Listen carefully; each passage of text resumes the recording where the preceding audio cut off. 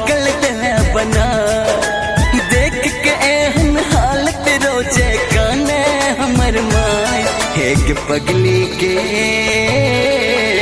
रन बन दिल भटका, सुन पगली के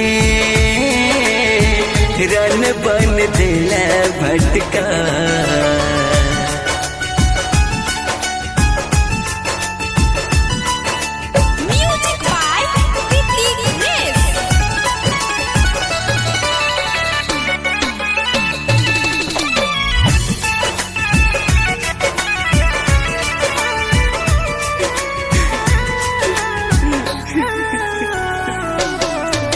छीन ले जिंदगी के हंसी खुशी गे, भूलबो न कहियो तोहर हम बेबसी गे।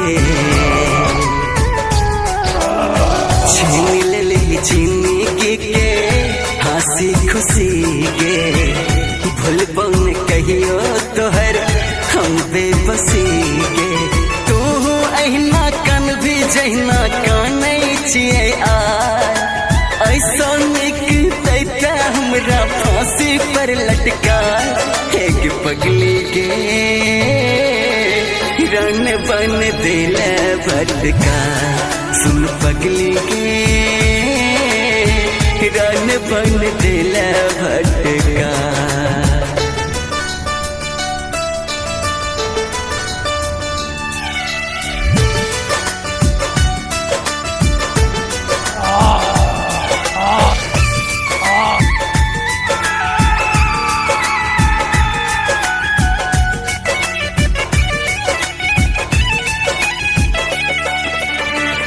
राख बना दिल ही जिंदे में मैर के, मिलो कि तोरा हमर घर उजड़ के।